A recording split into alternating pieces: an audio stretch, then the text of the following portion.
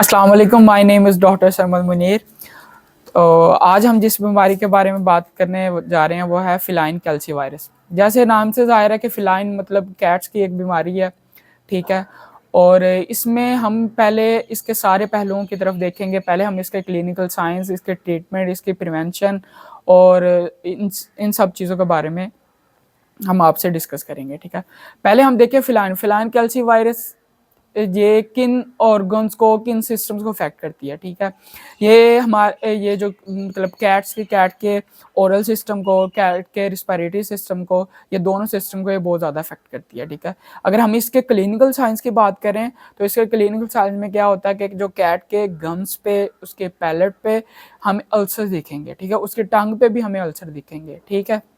जो एक इसका स्पेसिफिक साइन है जो इसको डिफ्रेंशिएट करता है दूसरी वायरल डिजीजेस से, ठीक है। और इसके साथ साथ हमें क्या मिलेगा, हमें इसके साथ साथ टेम्परेचर भी मिलेगा, ठीक है। कैट क्योंकि उसके मुंह में अल्सर होंगे, वो कुछ खा पी नहीं सकेगी, ठीक है। उसके कई दफ़ा ऐसे होता है कि गम्स में अगर अल्सर ज़्यादा हो जाए तो उसके जिंजीवाइटिस का भी मसला आ जाता है, ठीक है।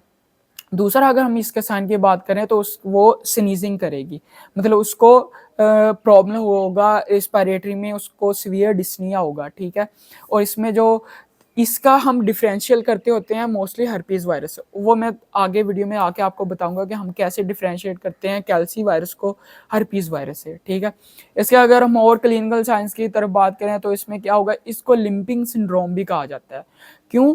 क्योंकि इसके अंदर जो कैट होती है वो जब आप ऑब्जर्व करेंगे तो वो लिम्प करेगी, वो अपनी टंग की उसकी मूवमेंट नहीं होगी, वो लिम्पिंग करेगी, उसको चलने में दुश्वारी होगी, ठीक है। तो अगर हम अब इसके डिफरेंशियल डायग्नोसिस के बात करें तो हमें, जैसे मैंने आपको बताया कि हम इसका डिफरेंशियल करते हैं हर्पीज वायरस से, ठीक है। क्योंकि ये भी हर्पीज वायरस और जो है हमारे पास कैल्सी वायरस, दोनों एडिनो वायरस की फैमिली से हैं, ठीक है। अगर हम यह बात आती है कि हमें इसका कैसे डिफरेंशियल डायग्नोसिस करेंगे।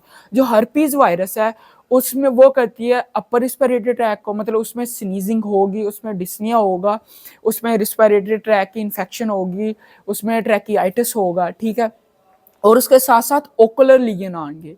ओकुलर में क्या होगा, उसको जो कैट को लैक्रिमेशन होगी, उसमें कई दफ़ा तो अगर हम उसकी सीवियर कंडीशन हो तो वो केराटोकंजक्टिवाइटिस की तरफ भी चले जाता है, ठीक है। केराटोकंजक्टिवाइटिस में क्या होता है कि जो कंजक्टिवा है उसकी इन्फ्लेमेशन हो जाती है, ठीक है।